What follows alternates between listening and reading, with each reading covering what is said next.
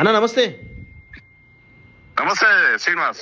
అన్న ఇప్పుడు ప్రస్తుతము ఎన్టీవీకి సంబంధించినటువంటి ముగ్గురు జర్నలిస్టులు, దట్టు వాళ్ళు బీసీ సమాజకు సంబంధించిన జర్నలిస్ట్ వాళ్ళు ఎలాంటి నోటీస్ ఇవ్వకుండా ఒక కథనం ఎన్టీవీలో ప్రసారమైందని చెప్పేసి అరెస్ట్ చేయడం జరిగింది. దీన్ని మీరు ఒక సీనియర్ జర్నలిస్ట్గా ఎట్లా చూస్తున్నారన్న? ఇది క్లియర్ గా చూస్తే అంటే రేవంత్ రెడ్డి ప్రభుత్వము అంటే ముఖ్యమంత్రి రేవంత్ రెడ్డి అంటే ఈ ప్రభుత్వం ఏం చేసినా కూడా ముఖ్యమంత్రి రేవంత్ రెడ్డి బాధ్యత వహించాల్సి ఉంటుంది కాబట్టి ఈ నిర్ణయం అనేది రాజకీయంగా పై స్థాయిలో తీసుకున్న నిర్ణయం ఉంటే తప్ప పోలీసులు ఇంత కర్కశంగా జర్నలిస్టుల పట్ల బిహేవ్ చేసే అవకాశం లేదు. గతంలో కేసీఆర్ అదే ప్రభుత్వం ఉన్నప్పుడు కూడా ఇదే తరహా లోపల జర్నలిస్టుల జీవితాలతో చెలగాటమాడారు, వాళ్ళ కుటుంబాలను టెర్రరైజ్ చేస్తూ తీసుకుని వెళ్ళారు. కాకపోతే ఇప్పుడు ప్రస్తుతం జరిగిన ఇన్సిడెంట్ లో చూసుకున్నట్లయితే ఇది ఖచ్చితంగా పై స్థాయిలో అంటే ఈ రేవంత్ రెడ్డి ప్రభుత్వంలోని పై స్థాయిలో ఉన్న కొంతమంది వాళ్ళే ముందుగా లీకులు వీళ్ళకి ఇచ్చేసి ఈ రకంగా మీరు ఐటమ్స్ అది టెలికాస్ట్ చేయండి అని టైప్ లోపల వాళ్ళకి ఇన్ఫర్మేషన్ ఇచ్చేసి వచ్చేసిన తర్వాత ఇప్పుడు మన వాళ్ళ రాజకీయ ఎత్తుగడలకు జర్నలిస్టులను బలి పశువులుగా చేసుకుంటూ వెళ్ళారు. ఎందుకంటే ఇప్పుడు కేబినెట్ లోపల కొంతమంది ఎవరైతే కంటికి లో నలుసులాగా ఉన్నారో ముఖ్యమంత్రి గారికి వాళ్ళని కంట్రోల్లో పెట్టుకోవడానికి ఈ తరహా లోపల మీడియాను వాడుకోవడం జరిగింది. మళ్ళీ వాళ్ళే ఇప్పుడు ఏంది రాజకీయంగా వాళ్ళకు ఇచ్చిపుచ్చుకోవడాలనేది వాళ్ళకు ఉంటాయి కాబట్టి వాళ్ళందరూ సేఫ్ గేమ్ ఆడుకుంటూ ఈ రోజు జర్నలిస్టులను బలి పశువులుగా చేశారు. ఈ విషయం లోపల media academy chairman Srinivas Reddy గారు ఖచ్చితంగా స్పందించాల్సి ఉంటది. ఈ తరహా లోపల చేస్తున్నందుకు అంటే ఇప్పుడు మనం కేసీఆర్ ప్రభుత్వాన్ని గద్దెదించి ఈ రోజు ప్రజా ప్రభుత్వం మనం తీసుకొచ్చింది దేని గురించి అంటే ఒక కొన్ని ప్రజాస్వామిక విలువలతో పాలన సాగుతుంది అనే నమ్మకంతో తీసుకొని వచ్చాం. ఆ విలువలే అంటే ఆ నమ్మకమే వమ్మైపోయి ఈ రోజు అది గతంలో కేసీఆర్ ప్రభుత్వం ఏ రకంగా అయితే అర్ధరాత్రుల్లో జర్నలిస్టులను అది జర్నలిస్ట్ కుటుంబాలను టెర్రరైజ్ చేస్తూ జర్నలిస్టులను లిఫ్ట్ చేస్తూ తీసుకుని వెళ్ళిపోవడం జరిగిందో అదే తరహా లోపల ఈ రోజు రేవంత్ రెడ్డి ప్రభుత్వం చేస్తుంటే రేవంత్ రెడ్డి కేసీఆర్ చెప్పులు వేసుకొని పాలన సాగించాలనుకున్నప్పుడు ఈ ప్రభుత్వం లోపల భాగస్వాములు కావడానికి శ్రీనివాస్ రెడ్డి గారు media academy chairman Srinivas Reddy గారు ఎంత మాత్రము అక్కడ ఉండడానికి వీల్లేదు.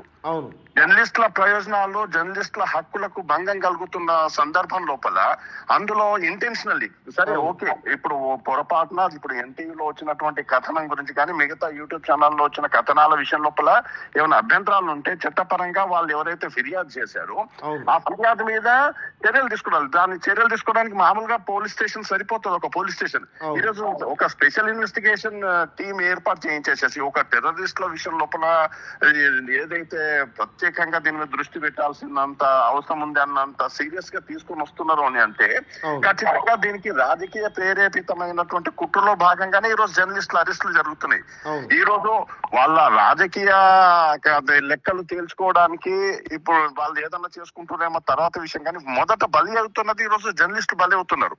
ఈ విషయం లోపల రేవంత్ రెడ్డి ప్రభుత్వము ఒకసారి పునరాలోచన చేసి ప్రజాస్వామ్యబద్ధంగా తన పాలన సాగించడానికి చర్యలు తీసుకోవాల్సిన అవసరం ఎంతైనా ఉంది. అలా కాని పక్షం లోపల శ్రీనివాస్ రెడ్డి గారు ఖచ్చితంగా మీడియా అకాడమీ చైర్మన్ పదవికి రాజీనామా చేసేయాలి. వాస్తవానికి ఆయన ఈ మీడియా అకాడమీ చైర్మన్ పదవిలో యాక్సెప్ట్ చేయడం అనేది ఆయన స్థాయిని తగ్గించుకున్నాడు. ఎప్పుడో క్రీస్తు పూర్వము మీడియా అకాడమీ చైర్మన్ గా చేసిన పర్సన్ ఈ రోజు కూడా మీడియా అకాడమీ చైర్మన్ గా ఉండడం అనేది కరెక్ట్ కాదు. ఆయన మీడియా అకాడమీ చైర్మన్ గా ఉన్న తర్వాత కూడా ఈ రోజు జర్నలిస్టుల అరెస్టుల విషయం లోపల ఇంత టెర్రరైజ్ చేస్తూ తీసుకెళ్లాల్సిన అయితే అవసరం అయితే లేనే లేదు. వాళ్ళందరూ కూడా అందుబాటులో ఉన్న జర్నలిస్టులే, వీళ్ళందరూ కూడా క్లోజ్ సర్క్యూట్ లో ఉన్న పర్సన్స్ ముఖ్యమంత్రి రేవంత్ రెడ్డి గారి దగ్గరికి దాకా కూడా క్లోజ్ సర్క్యూట్ లో ఉన్న పర్సన్స్ వీళ్ళ విషయం లోపల ఎంత టెర్రరైజ్ చేస్తూ తీసుకెళ్లడం అనేది పోలీసులు ఒక కుట్రలో భాగంగానే ఇది తీసుకుని వెళ్తున్నారు. దానికి జర్నలిస్టులను బలి పశువులను చేయడము మీరు చెప్తున్నదేమో చాలా క్లియర్ గా వీళ్ళందరూ కూడా రేవంత్ రెడ్డికి చాలా క్లోజ్ సర్కిల్ లో ఉంటారని అంటున్నారు. మరి రేవంత్ రెడ్డి తెలియకుండా ఇవి జరిగింది అనుకోవచ్చా, లేకపోతే దీని వెనకాల ఐఏఎస్ ఆఫీసర్ల సంఘం ఏమన్నా ప్రెజరైజ్ ఏమైనా చేస్తుందా పోలీస్ డిపార్ట్మెంట్ మీద? ముఖ్యమంత్రి గారికి తెలియకుండా ఇటువంటి జరిగే అవకాశం లేదు. ముఖ్యమంత్రి గారి అనుమతి లేకుండా పోలీసులు ఇంత సాహసం చేయడం అనేది జరగదు. ఒకవేళ ముఖ్యమంత్రి గారు ఇది మాకు తెలియకుండా జరిగింది అని చెప్పడం అనేది జరిగితే మాత్రం అది ఖచ్చితంగా అది అబద్ధాలు మాట్లాడడం కిందనే వస్తుంది. అది ఆయన వాస్తవానికి ముఖ్యమంత్రి నోటీస్ లో లేకుండా పోలీసులు ఈ స్థాయి లోపల అగ్రెసివ్ గా వెళ్ళడం అనేది జరగదు. అంటే ఒక సీట్లు ఏర్పరచడం. కోణంలో ఈ ముగ్గురు జర్నలిస్టులు దొంతు రమేష్ గాని, చారి గారు గాని, సుధీర్ గారు గాని ఇలా ఏ కోణంలో అరెస్ట్ చేసి ఉన్నారని మీరు భావిస్తున్నారు? చేస్తే చేస్తే మేనేజ్మెంట్ అరెస్ట్ చేయాలి కదా.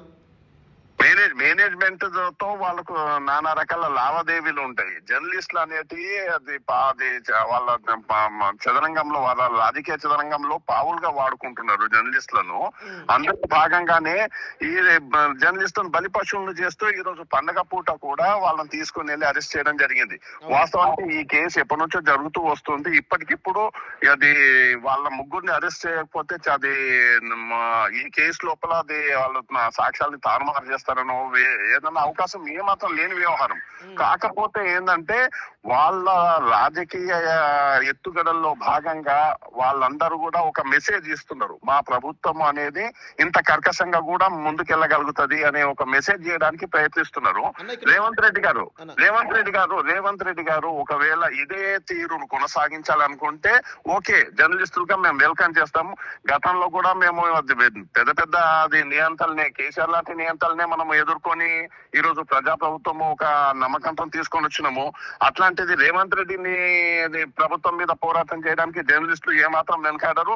ఓకే, రేవంత్ రెడ్డి గారు స్పష్టంగా చెప్పమనండి, ఓపెన్ గా చెప్పమనండి, జర్నలిస్టుల పట్ల మేము ఈ రకంగా వ్యవహరిస్తాము, ప్రజాస్వామ్య పాలనతో కాకుండా మేము నియంతృత్వము, కేసీఆర్ తరహాలోనే నియంతృత్వ ప్రభుత్వాన్ని నడిపిస్తామని చెప్పేసి అని రేవంత్ రెడ్డి గారు స్పష్టంగా ప్రకటించమనండి. జర్నలిస్టులు వాళ్ళ వేలో వాళ్ళు ఖచ్చితంగా ఈ ప్రభుత్వాన్ని ప్రజాస్వామికంగా మార్చుకోవడానికి ఎటువంటి ఒత్తిళ్లు తీసుకుని రావాలో, ఎటువంటి ఉద్యమాలని నిర్మించాలో అవన్నీ ఖచ్చితంగా నిర్మిస్తారు. కానీ ఇక్కడ ఇంకొక వాదన ఏంటి అంటే రేవంత్ రెడ్డి గారి మీద ఈ ఐఏఎస్ ఆఫీసర్ల సంఘం ప్రెజర్ చేసింది, దానివల్లే అరెస్ట్ చేసిరు అనేటువంటి ఒక వాదన కూడా వినిపిస్తోంది. దీని గురించి మీరేమంటారు? అసలు నేను రేవంత్ రెడ్డి గారిని ప్రెషర్ చేయగలిగే పరిస్థితి లోపల ఇప్పుడు వాళ్ళ హైకమాండ్ కూడా లేదు.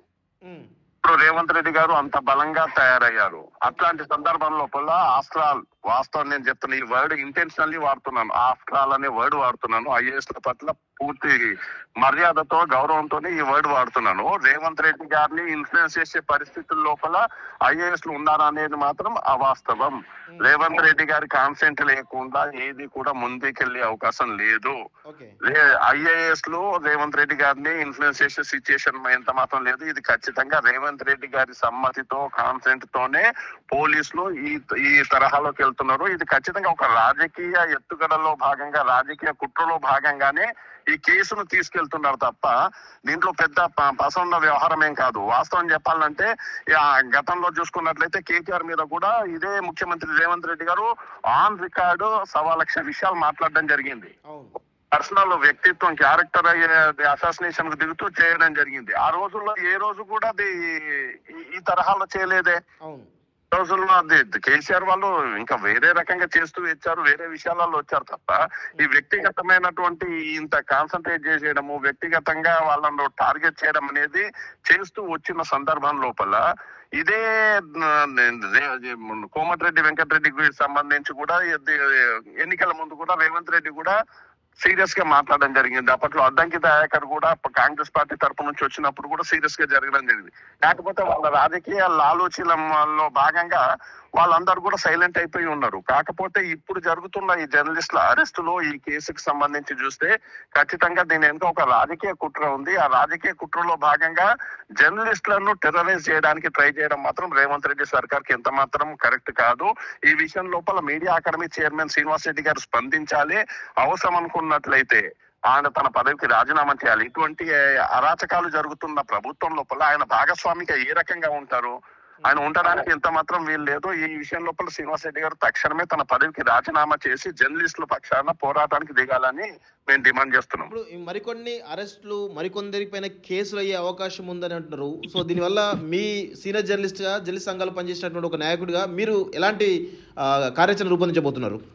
ఖచ్చితంగా చెప్తున్నాం కదా, కేసీఆర్ బాటలోనే రేవంత్ రెడ్డి కూడా ముందుకు నడుస్తానంటే కేసీఆర్ మీద ఏ రకమైన పోరాటాలు చేశామో అదే తరహా పోరాటాలు రేవంత్ రెడ్డి మీద తీసుకోవడానికి కూడా మేము ఎంత మాత్రం వెనకాడే ప్రసక్తే లేదు. ఖచ్చితంగా రేవంత్ రెడ్డి సర్కార్ను ఖచ్చితంగా నిలదీయడం జరుగుతుంది. ప్రజాస్వామ్యబద్ధంగా ఈ ప్రభుత్వం నడుచుకునేటట్టుగా అవసరమైనటువంటి ఒత్తిడి తీసుకొచ్చేటట్టుగా జర్నలిస్టులతో కలిసి, ప్రజలతో కలిసి మేము ఉద్యమాలు ఖచ్చితంగా తీసుకుంటాం. ఓకే అన్న, థ్యాంక్ యూ వెరీ మచ్ అన్న. Thank you Srinivas.